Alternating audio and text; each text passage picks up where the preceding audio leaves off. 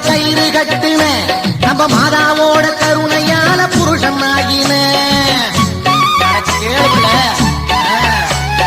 மனசு நிறைஞ்ச மனைவிக்காக கயிறு கட்டின